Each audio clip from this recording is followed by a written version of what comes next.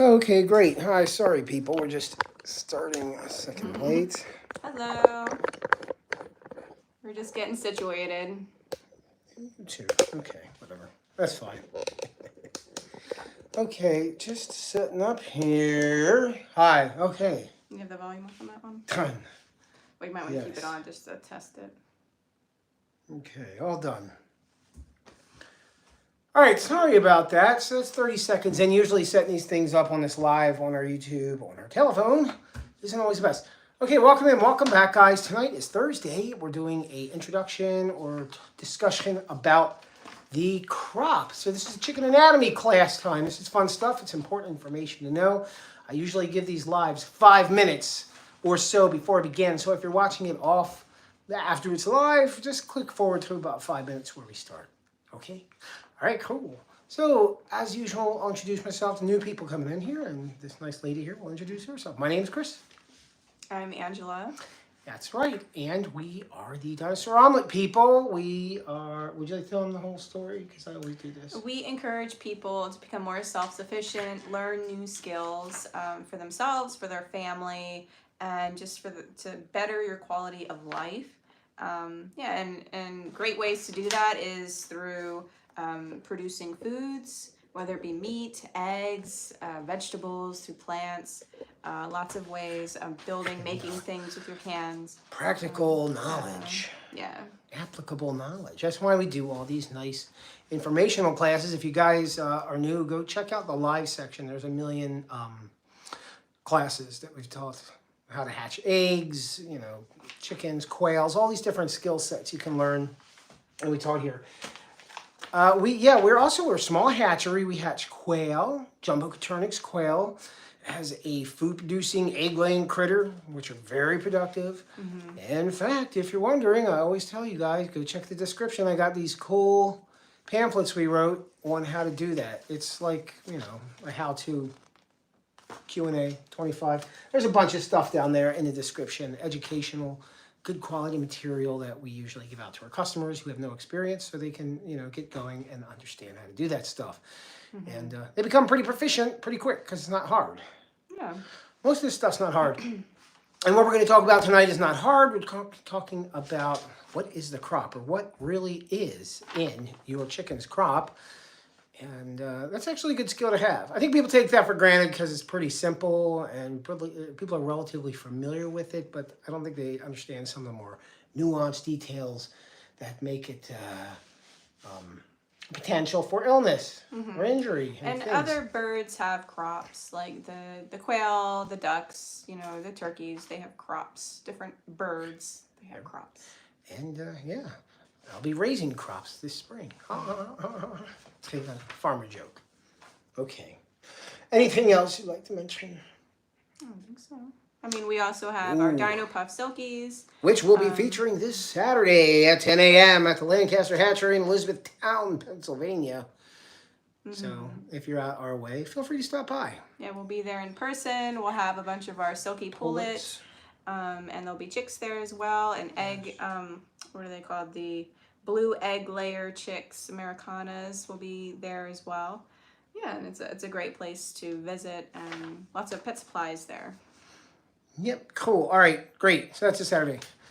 Let us begin. All right, we're actually 4 minutes in. So 4 minutes in, I'll officially start this whole chicken discussion. What's really in your chicken's crop? We're going to talk about the anatomy of the crop structure and the location. So, Angela, you're quite familiar with picking up your chickens. Mm-hmm. Where is the crop located, and what is it exactly?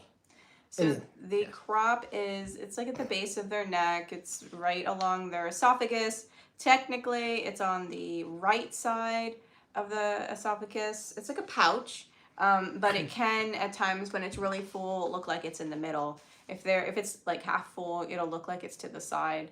But it's a storage pouch where their food that they're eating throughout the day will go and sit as the beginning part of their digestive system.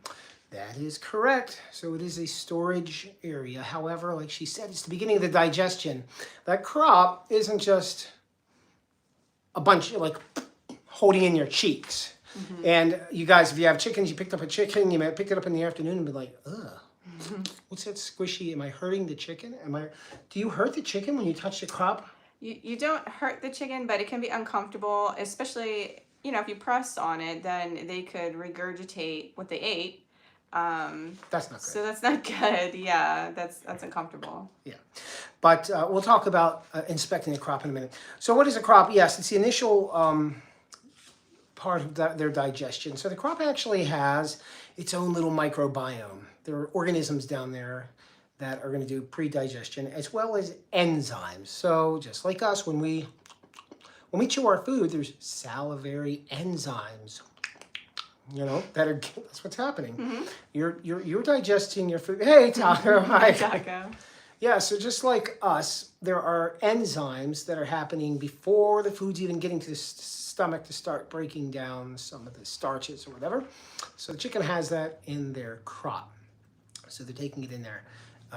And it's starting the initial digestion before it goes to the secondary area, which is the proventriculus, or sometimes called the true stomach. It's the stomach most like our human stomach. It's the acidic stomach where the acid digestion begins to take place, as well as additional enzymes are introduced.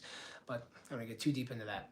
So yeah, the crop is its own little, the first structure for digestion.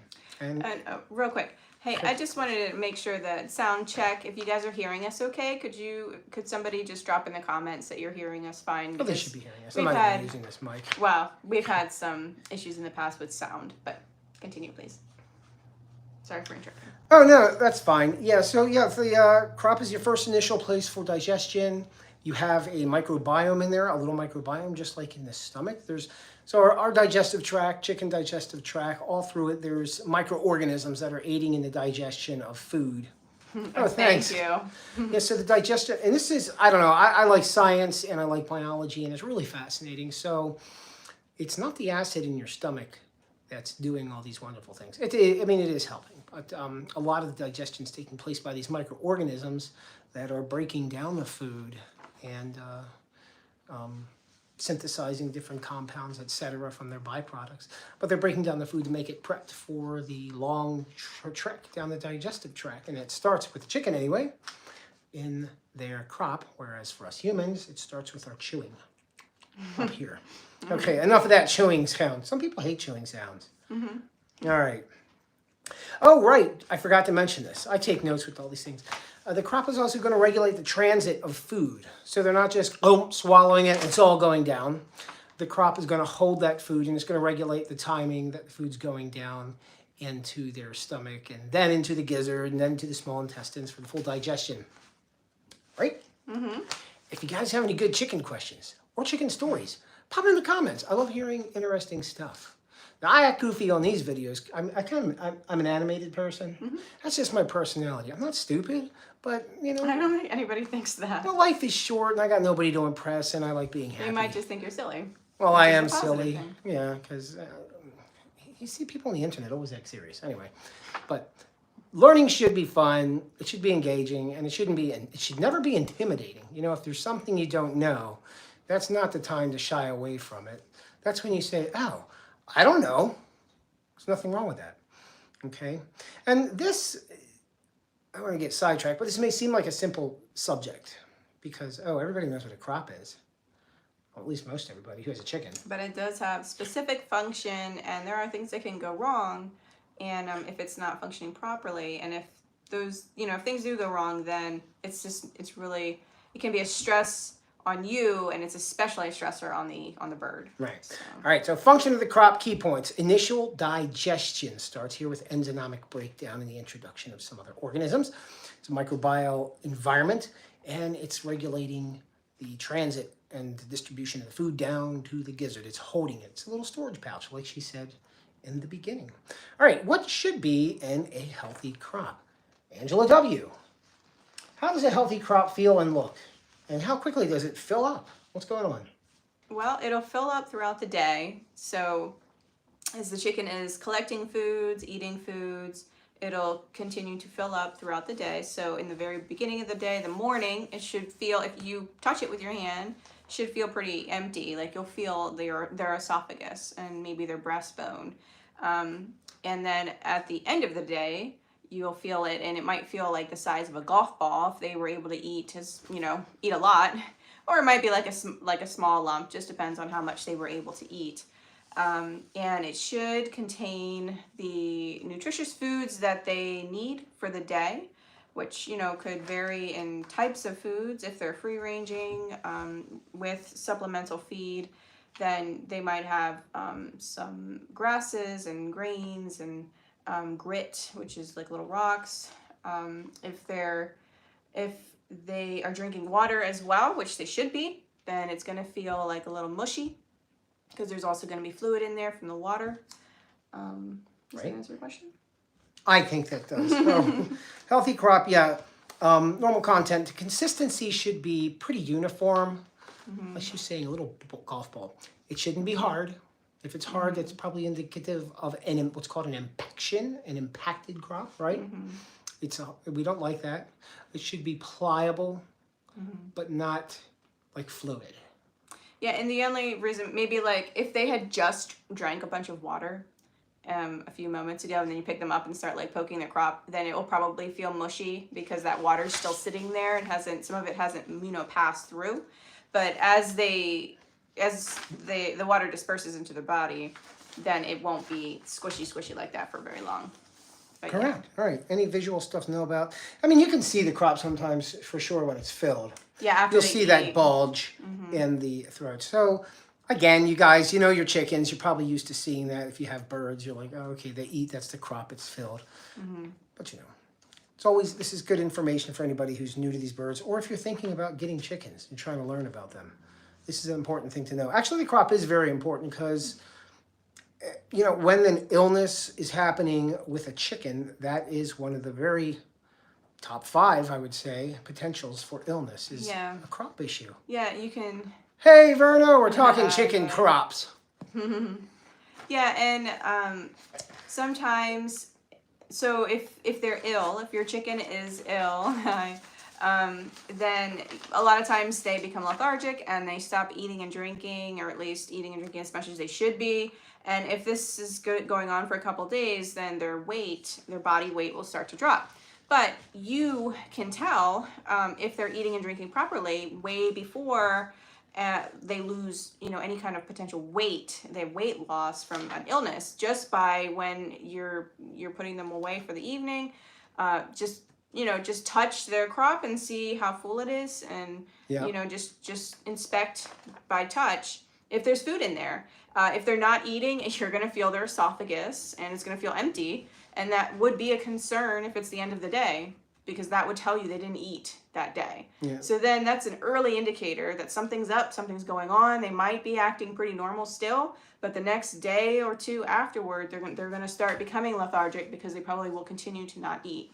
Yeah, so it's kind of like a time release, not exactly like it's not on the dot time, but that food's held there, and overnight they're digesting it while they're in their coop. So it's going to empty out by morning, and like you said, by morning time, if you're checking the bird, that crop should be pretty empty. Yeah. So which is another thing that if in the morning there's food still in the crop, that's a concern, which we'll get into a little bit. Oh, Verna's got a good question. Sign of an impacted crop. We're gonna talk about that actually. I think that's we my have that next on our list. point of issue to talk Yes. about. Is that the next one? It's right here. I think it's sour crop. Okay, well, we'll talk about that. Yeah, impacted crop. Impaction, slow crop, and sour crop. Okay, great. Okay. Yeah. Yeah, impacted. So impacted crop, I think we talked about it a little bit briefly a little bit ago. So what's causing that? Okay, what's causing that is usually dietary. They're eating long grasses. Things are basically getting clogged up in there. Even foreign material, if there's junk around the coop, like what are those strings from the feed bags, those plastic strings? Or like even if they're eating like too much fibrous material, sometimes feathers, because it's not something that's going to move easily. As well as lack of access to water. You're going to have water. And of course. lack of grit. I'm going to talk about that. So, but what is an impacted crop? food's not going anywhere. It's getting stuck there, it's getting lodged there, and it becomes tight. It becomes hard. So you're probably going to notice this more likely in the morning, correct? Because things aren't passing through and... Yeah, if you inspected the night before and the next morning, there's really no change, and in fact, it feels more firm, then that's a concern for sure. Yeah, you can do a manual inspection. However, the chicken's going to let you know that they're impacted as well. They're going to do... Like gaping. Like gaping, trying to get that up, okay? And yes, that can become a problem, and that can lead to sour crop, which we're going to discuss, because the food is now sitting here and it's not moving, stagnating, it's not going anywhere. So what's happening is you're allowing in that fermentation chamber, the crop, it's going to continue to ferment and not move. So you're having a buildup of yeast, and that's where you're going to have the candida fungus growing wild, creating that sour crop. We'll talk about that in a second. But the impacted crop is basically what it sounds like. You're having a crop that's got a bunch of fibrous material not passing through. And there is a way to help alleviate that. Now, there is a point, of course, where you're going to want to go to a vet if it's getting serious. But there are things you can do at home to address an impacted crop. Application of olive oil, light massaging to perhaps break up some of that material. As a Water. disclaimer, we are not a vet, and we're not offering vet advice. I put that at the not veterinary information, nor am I a doctor. I'm a rocket scientist, but I'm not a doctor. So this is not veterinary advice. But yeah, definitely talk to a veterinarian if there's a continued issue with impaction or any of these, or any medical issue with your animals. And, you know, her customers, the people who are getting silkies from us, they're not throwaway 10-cent birds. And, you know, the people are very attached to their chickens. Yeah, they're their pets. They're their family So members. you want to take good care of the animals, and you want to get the medical treatment if it's necessary. However, just like us people, a lot of medical care can be done at home. Impacted crop is one of those issues you can try to address at home. With more We've had that natural, before. natural remedies. Right? You've never had impacted crop? Yeah. No, That's good I've then. never had sour crop. In fact, I've never had so- any issues with it. When the chickens are free ranging, you're going to make sure they have access to grit. Now, of course, if they're free ranging, they're going to have access to grit, most likely in the dirt and the surrounding stone. But you want to have some grit available. There's two types of grit. There's soluble grit, insoluble grit. Soluble grit, the one that's breaking down, and the insoluble grit, the one that doesn't break down like granite. That's going into the gizzard and grinding stuff up. The insoluble grit is usually you're supplementing for calcium, like oyster shell or limestone. Yeah, it's a softer more material. And that's going in the crop with that stuff too to break it up a little bit. But it's not a mechanical breakup like the gizzard. The gizzard's doing the mechanical chewing. That's where the teeth is. Well, they're not teeth, but That they act as the teeth. The grit. it acts, it's a mechanical digestion chamber. Yes, indeed. And the gizzard having the grit that it needs in the gizzard allows it to function properly to continue the flow of digestion. So there's, you know, different, which I think we'll get into a little bit later, Yeah. different stop-ups that can happen. Ding, ding, ding. Okay, so like, that was a good question from Verna. She guessed our next issue. Yeah. And what's coming up next is sour crop. So what is sour crop? What's causing sour crop? So like I mentioned previously with impaction, you have food sitting here, right? It's not going anywhere. And you can have a secondary infection. So you not only do you have an impaction, but since it's not moving, it's now sitting there too long and it's allowing the overgrowth of fungus. Yeah, so it's starting to ferment. And it's going to continue to decompose. It's not going to stay fresh because now it's getting old. So now you have a yeast infection, essentially, is what that is. And we like to call it sour crop, but it's also called avian crop mycosis and candidiasis. Is that right? Candidiasis, yes. Avian crop mycosis. But everybody calls it sour crop. How do we know we have sour crop? What's that smell? Yeah, it's like a sour milk. You can smell it coming from the bird's mouth. Yeah. This is correct. So it's basically caused by the overgrowth of that fungus sitting in the crop. So it's fermenting too long. Yeah, it'll be squishy. It's not going to be like a fluidy kind of crop. You're going to smell it if you put a chicken face up into your face and they have sauerkraut, you're going to smell it. It's extremely foul and sour smelling.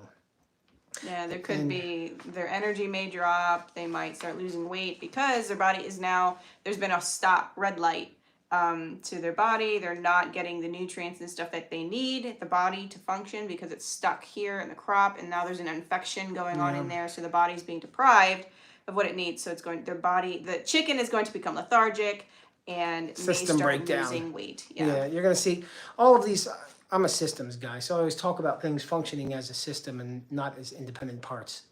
And what I mean is, like she was saying, when the knee bone's connected to the hip bone's, everything's affecting one thing after the other in a interdependent cascade of breakdowns. So they're not getting the nutrition, now they're lethargic, now they're not eating, now they're stressed, their immune system's breaking down. So, and you can have these things happen. I don't want it to sound like the end of the world when your chicken gets a sauerkraut, but it does need to be addressed, though. It needs to be addressed. So what causes it? Like we discussed earlier, stagnation of food. Food stuck in there, and it's going to ferment. That's one cause of it. What's another cause of that? Well, I remember Verna mentioned one not to feed chickens. Sugar treats, too much fruit, and these things. So you're introducing sugars. Well, that's what those little organisms like to ferment, are sugars. So you're just, there you go wild. And the breads, like people think, oh, let's feed the ducks bread, at the pond, and it's really, that can cause sauerkraut. That can cause a problem for them. So yeah, and antibiotics. If a chicken's on antibiotics, I forgot to mention that, because the antibiotics are going to cause disequilibrium in the microbiome, in the animal's natural digestive flora, the little microorganisms. And so some of those help regulate the crop as well. And when they're killed off, then other things take their place. So and that can suppress their immune system. And these funguses take over and cause the sauerkraut to go a little wild. Okay, what's next on my notes? Treatment. We can talk about treatment. So you want to empty the crop, right? It's got this bad stuff in it. So you want to empty the crop. If you can get that out, there may be veterinary intervention necessary. Treatment with, what is that antifungal? Nystatin, is that what it's called? Nystatin. Or copper sulfate, that's a natural product. Or what is the popular home remedy? Apple cider vinegar? I'm not really sure. Yeah. I can't really say. Maybe. But, because I've never had to treat it. Yeah, we've never had sauerkraut here. And the main way to avoid that is proper diet. Proper diet, yep, with the nutrition. The bag of food, the pictures on the bag may look pretty, might have some happy looking chickens on there, but if it doesn't have the proper nutrition in that bag, then the animal's going to suffer. Yeah, and giving it scraps, table scraps, can easily lead to the whole sauerkraut, moldy fruit, for example. Oh, I'm not going to eat these strawberries. Throw them to the chickens. Well, now you're bringing a different type of mold into their crop. So that can cause a problem. Heat in the summer, it's hot, food's sitting around, water gets into the food itself's starting to ferment, so the food's going sour. So when the food's sitting out for a long time and it's cooking out there and it's fermenting in the sun, now you're introducing that. And they eat more in the winter time than they do in the summer. So it's they'll drink a lot more water in the summer too. So so in the wintertime, you're going to want to increase their food. In the summertime, you may decrease the amount of food that they're eating, as long as you're paying attention to proper guidelines for the breed that you have, that they're getting what they need per day. Oh, here's a cool thing. Here's a bonus piece of information, ladies and gentlemen. Bonus piece of information. Here's a question I thought of if I was watching this. Well, then is it okay to feed my chickens fermented feed? Is it okay to feed your fermented feed to your chickens, and does it promote sauerkraut? No, it does not. Why not? Why not?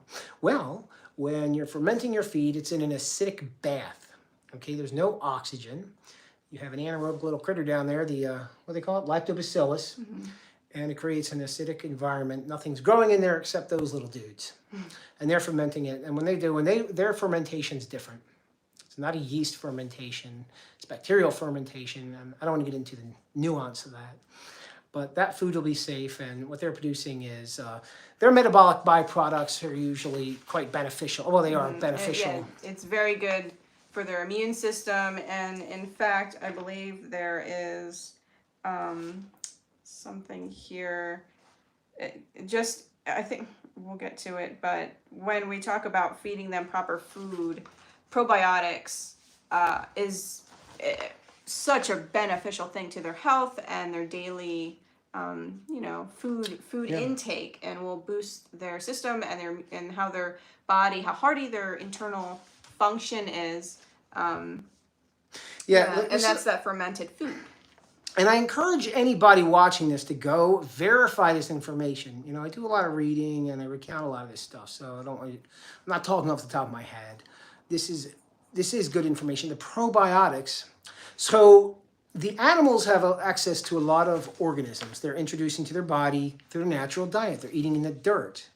Okay, they're eating off of the plants. There's many different species of bacteria that they're introducing into their system that become part of their microbiome. Human beings, we eat out of a bag and out of a fridge. We have a smaller diversity of organisms in our system. So yes, you're introducing these probiotics which are bacteria and other little critters, into their digestive tract through the fermented feed, which are beneficial. And again, like I said, they're in a lactic acid bath. So nothing bad is growing in there. However, let me add this one. If you are fermenting your feed at home, you got to be careful to make sure you're fermenting it properly and you don't promote the growth of mold on the surface of the water where it's exposed to air. Okay. And what I was talking about actually was in relation directly to the sauerkraut treatment. So we mentioned the copper sulfate, which is a natural thing, emptying the crop, and probiotics. That's where I read it. It says here probiotics.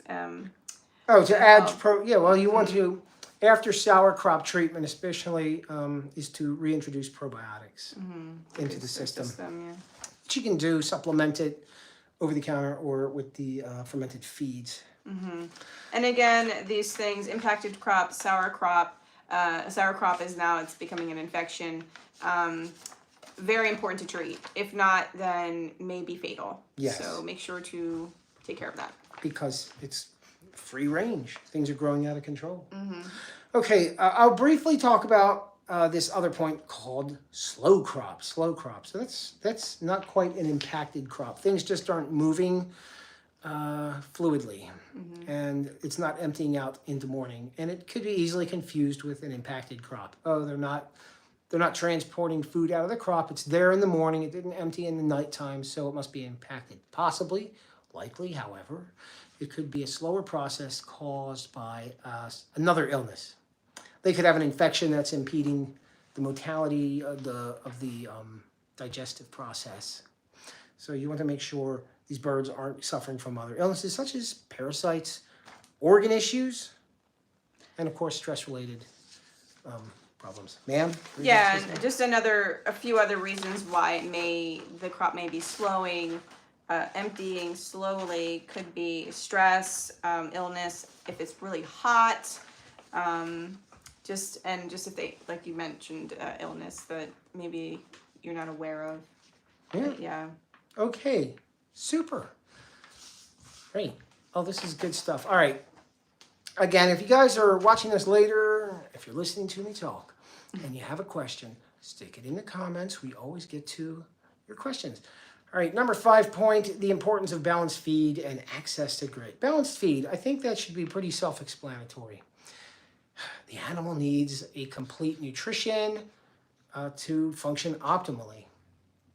We're not aiming for super chicken because at least in my philosophy, you want to have optimization. I think like we get into the idea more. Like that just can't go on forever. You can't keep getting better forever and ever. It has to have a stopping point, and that stopping point should be optimal functioning, where everything's functioning the best it can. And I mean, that's hard to do, especially with an animal that's eating a controlled, unnatural diet. Sorry, not sorry, but unless they're eating their ancestral diet out in the jungle, it's everything we're It's making. provided for It's by being us provided. humans. Yeah. So if we're doing that, we want to make sure we're giving them What they need a complete nutritionally nutrition. So daily. do make sure you're, especially if you care about your birds, you want healthy birds. And it's not just Make about sure you have good feed. it's not just about them being healthy. It's like, what does that mean? It means your bird, when they're molting, they're going to grow back their feathers easier. It's not going to be so taxing on their system, on their body. When they're laying eggs, their body's getting what it needs. Laying eggs is a lot of energy and effort coming from the body, being pulled from the body. So getting what they need is going to support that energy, effort, and output of producing eggs. So your egg production will stay as high as it's supposed to be and consistent. If they're not getting what they need, then it might drop in consistency, or they may just not lay properly. They're also going to have pretty shiny, colorful feathers, not dull and ragged feathers. And of course, when they're molting, they're growing new feathers. So they have a process there where they might not look as nice, but once they're growing new feathers, those feathers are going to look nice. Yeah. They're going to be happy, energetic, healthy. So those are all things. That's what it means for them to be healthy. If they're not healthy, then they're going to be lethargic, not pretty looking, not laying consistently. They may get sick a lot. Their immune system, if they're healthy, they're going to be boosted and they're in their internally, so they Can I won't speak on that for just a be minute? susceptible to illness. The same. The immune system. I should do a whole class on that because the immune system is critically important, and it's very much impacted by stress and other environmental factors. Poor nutrition, lack of sleep. Well, for us, lack of sleep. Hopefully chickens are getting good rest, but they might not be if there's predators coming around at night all the time. Or if they have an uncomfortable roosting bar. Yeah, so your immune system should be robust or optimal, and that's really going to happen when all these other needs are met. Again, it's hard to keep in your head, cognizant, keep in mind all these different variables that are affecting the overall well-being of your chicken. Like who's going around at work, oh my God, there's 12 points of well-being to my chicken. I've only attended to 8 of them. No, we don't do that. Yeah. We want to have a nice environment, and hopefully they're fine. Good food, good coop, a nice area to run, and their health should be fine. And then when we detect an illness or injury, we interact with the birds enough to know that when they are not feeling quite optimal, when they're not well, we see it. You can recognize it. Like if you see a chicken acting weird, you'll be able to see it, right? Angela spends her life around chickens. So if a chicken looks slightly off, she'll be like, oh my God. I just know That chicken usually makes 8 steps, not I'm 7. actually I've always been very interested in animal behavior ever since I was a kid. So I watch animals, and so it doesn't take much for me to notice if something is off with one of the behaviors of my birds, because that's an interest of mine. And that's something to be aware of. OMG, I caught you live. Hey, Kelly, how are you, hon? Yeah. We're talking about the chicken's crop. Their little food pouch. It's actually, you know me, I like science and biology and the natural world. And I have this 5-year-old kid brain, so all these things are really interesting to me. I miss you to pieces and hope you're well. Aw, thanks, Kelly. We miss you too. And I stalk you online anyway. Maybe you know or don't know when I click little likes on your post or whatever. And I like your quail hutch I saw you build. Oh yeah. I saw it on the Instagram, which I don't go on so often. Okay, so environmental and physiological influences. Yay, weird chicken food pockets. Exactly. Except those weird chicken food pockets can be indicative of problems. They can be issues. That's what we're talking about. Basically, the 2 major problems are impaction, where they're getting clogged up with food, and sour crop, where you're having an overgrowth of a yeast or fungus and it's usually caused by bad food, table scraps, sugars, like high sugar content things. Or even the impaction itself can cause the food to start fermenting in the crop, where the impaction is it's not moving out, it's just staying there, and it can just start to go bad. It's starting to turn sour. And that can be serious. Okay, environmental and physiological influences on the crop. We talked about heat. Heat can cause a problem. It's stressing it. They're drinking more. They're not going to be eating as much, so the food may be stagnating in there. Stress, we've discussed. Stress is a big issue, physiological stress. Chicken, whatever's going on, if there's a new housemate, there's predators, changing the Bullying. environment, bullying. So Yep, moving from transition to a new place. these can cause digestive issues or slow the emptying of the crop. Molting and laying, so those increase nutrient demands. So like we were saying earlier, proper nutrition will facilitate closer, I hope, to optimal chicken health. Proper function of all the system, all the different things going on in the bird. Right, okay. Oh, antibiotic use. You know, I don't think, have we ever given antibiotics to a chicken here? Yeah, like Have we had a sick occasionally. chicken requiring an antibiotic? It's been a while. Occasionally. So antibiotics. Antibiotics, as we know, are anti to the biotics. Meaning it's killing off all the little organisms. So it's killing the bad bacteria, but it's also killing good bacteria, which are critical for digestion. Anybody here get on a strong antibiotic and you get really bad stomach issues? That's probably why. And the doctor should tell you that. And the doctor should tell you, you know, after you're off of this, start taking a probiotic. However, I'm not a doctor. This is all for entertainment purposes. But yeah, antibiotics can do the same to a chicken, disrupt the gut microbiome and disrupt digestion. So you want to address that as well. All right. I think we're almost done. We're going to talk about...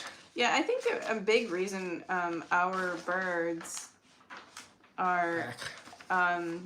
we don't really see much issues because I do make a concentrated point and effort to feed our ground-dwelling birds, which would be our chickens and our ducks, probiotic food. I ferment their feed, so they're always daily eating fermented food, which naturally is boosting their immune system and helping them to stay strong, you know, daily, no matter whatever they're faced with or ingest. However, our chickens have a opportunity for an impacted crop because they have access to the bamboo. Sometimes bamboo is laying over. Black australorps. Yeah, and the black australorps can reach up there. So if they get that bamboo grass in their crop, it can get bound up in there. So you got to be careful of that. So I try to cut it out of the way before it gets into there. So yeah, so things can, even when you're monitoring and taking really good care of your animals, things can happen. And yeah, so it's just important to pay attention to their behaviors and watch their physical health. Because yeah, it's just, they're a living organism. They're not robots. So eventually something, you know, will happen. And then as they age, of course, you know, their body, just like humans, start to deteriorate. So it's just normal. This reminds me of going to like the little, just people's farms, and you'll see signs, don't feed the animals. And you're like, man, what a bunch of mean SOBs. Why can't my kids feed the animals? And the people who want to feed the animals don't understand what they're feeding, like their chips or their tasty cakes or whatever they're tossing over the fence, is actually going to be quite potentially harmful to their birds, even though they mean well. Or their donkey, whatever it is. We did a video about that. Don't kill your chickens with kindness. Like doing human, doing what comes to us intuitively is a nice thing as a human being. Like humanizing them. Yeah, might not be a nice thing to do for a chicken, even though we mean well, like giving it candy or something, like if I'm a little kid. So these things will affect the crop and their health. Okay. We're wrapping up here. This is actually a quicker one. So, routine crop health monitoring and what to watch for. Pretty simple stuff. Now, you're not checking crops every night. No, I mean, you know, you can visually, if you're not really set up where you're like handling your birds, it is important to handle your birds once in a while to make sure you can feel their body. It's they have a bunch of plumage, so that's handling them is the easiest way to see whether they're proper weight, they're not losing weight, they're not getting bony. But you can visually see the crop. Chickens, if they like what they're eating, they will consume whatever they can as quickly as they can, and you'll be able to visually see, if it looks pretty flat. In the morning, and then after they eat, you'll see it's a big lump. So, but yeah, once in a while, I would definitely encourage handling Checking the them. crop. Yeah, so other things like lethargy, shaking head, like Just some behavior. abnormal behavior. However, like that's a very broad diagnosis because it could be anything. Like that, some of the behaviors that are going to be with a crop issue could be a whole other host of different medical issues, okay, or health issues. Yeah. But I think checking the crop, if that thing's impacted, Because that's a basic function. So that's a quick, easy thing to check, gently touch, to check off your list to make sure. Oh yeah, if you notice, especially if you notice a behavior change. Okay, yeah, the crop feels normal. The body feels normal too. And then you just you go down your list as far to figure out what could be the issue. especially if they're doing that gaping like. that That's chicken definitely gaping. distress. Yeah, something's going on. And sniffing a chicken's mouth. So if you've ever sniffed a chicken's mouth, You probably don't have to put it too close to your not face too to close, smell but you'll it. be able to smell if it's sauerkraut for sure. Yeah. But that's not hard to tell. All right. What am I looking for? Treatment basics, when to intervene. We talked about impacted crop, massaging it gently, adding a little or giving the bird a little help olive empty it. oil sparingly to help empty that crop and break up what's in there. Okay? The crop doesn't have the strength and muscles of the gizzard. Right. It's not pushing down with a lot of force. Okay? So there should be water in there. Yuck. I would not want to sniff that throat. No, you probably wouldn't. So, I mean, quails can get that. Yeah, for But sure. the quails aren't getting access to like free ranging stuff. Yeah, it would be more, I So- think, people who like to give snacks just have to make sure you're giving them proper snacks, and then also if you're giving them like fruit stuffs, that it's in moderation and not terribly often, just to make sure they're not getting too many sugars and liquids that's not water. All right. Okay, impact crop, sauerkraut we talked about, the sour smell, fungal control medications, nystatin, copper sulfate are withholding feed temporary and the reintroduction of probiotics. Okay, that's an overgrowth of fungus or in the crop, causing that smell and causing that issue.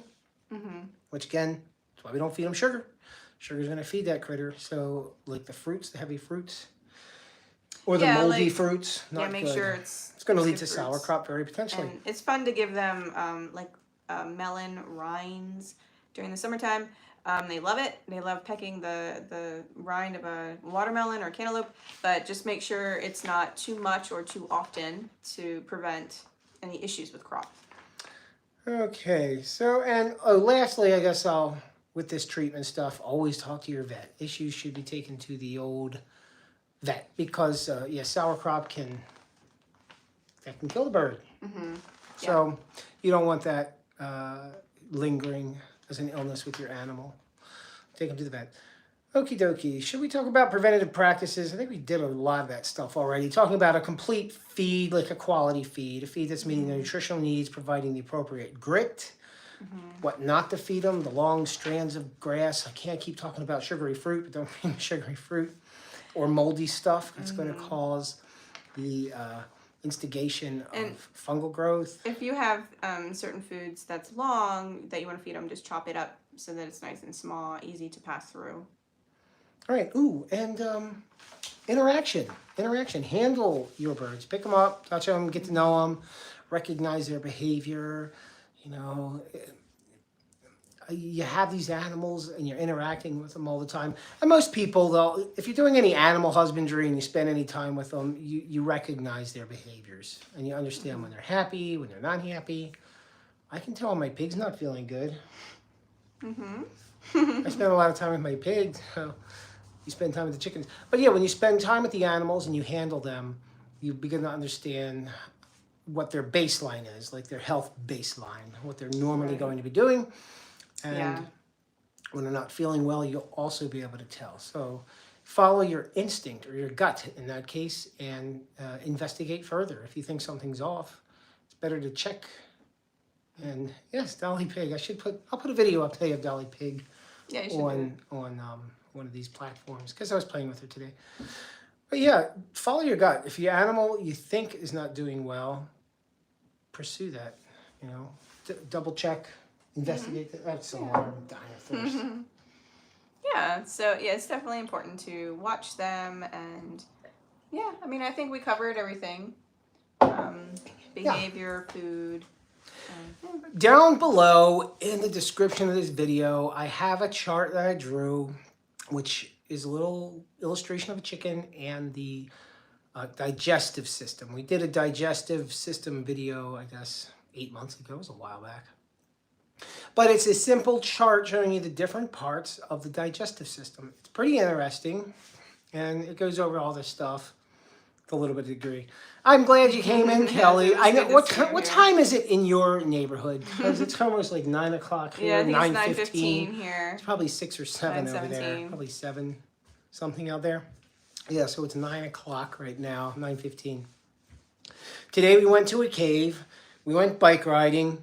And then we went to an overlook and had a barbecue cookout. Yeah, with our family. Yeah, And kids. it was fun. Easter Very active. active day. And then we came in and do our lap video. 7:15, 7:17. So 2 hours. Yes, okay. that's what I thought. 2 hours behind us. Cool. Well, I'm very glad you came in. I miss the old Quail clan. Everybody's been so busy though. Like everything's changed. Yeah. It's like busy. In springtime, you're even more busy. And that's what everybody should have written in their business card. Busy. Right. I'm busy. Sometimes we're not even busy, but we're so used to saying that we say we're busy. Yeah. I hate being busy. Oh, Taco, thanks for coming in. And she saw my cave video. Oh, really? Yeah, Okay. she's commented on our cave video. Yeah, that was our cave. That's not far from our house, like 7 minutes, 5-minute drive, and then a 10-minute hike. So it's nice. It's nice up here, man.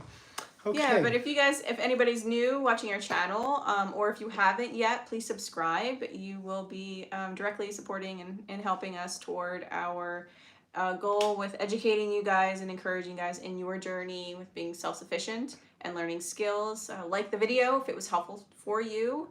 We do these live videos. We try to do them every Thursday evening. Yeah. So the cave video is cool.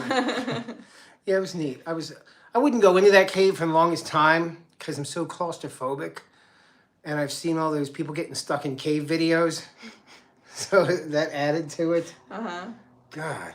Well, it's a wonder you can go into the ocean with all the shark videos. I don't care about getting eaten by shark. I don't want to get stuck in a cave. Yeah. So, but we went into the cave. It was neat. It's fun. Okay, cool. Well, this was a shorter one. Yeah, I mean, education, learning. I mean, it's not like we have to be professors. But the thing is, and this is why I keep going on about this. Like I always talk to little kids because they like to learn. You're not going to learn everything, but at some point there's something you do like. And sometimes we don't know what we're interested in. And the things I find, in my experience, the things I find that I'm interested in, I didn't pursue. I stumbled upon them. Or they came to me and somebody introduced it to me. And it was like, oh, wait, really? Well, that's really interesting. I want to know more. So it's not like I don't ever want to force things. Like, you can't force people to learn, but if you just plant little seeds, I guess, and people are like, oh, you know what, that's interesting. Maybe somebody sees a crop video, is like, well, that's kind of dumb, but then they watch it and they're like, oh, I didn't realize all that could happen. And it starts instigating desire to learn more. Makes sense, I guess. Okay, cool. Yeah, well, thanks everybody for watching. Next time I see this, is this? Oh, it's going to be next Thursday. Okay, cool. All right. Thanks, guys, for coming in. Kelly, Verna, Taco, everybody else. Thanks for stopping in. We will see you next time. Have a fabulous Thursday. I just remembered it is trash day. Oh, no. Bye, everyone.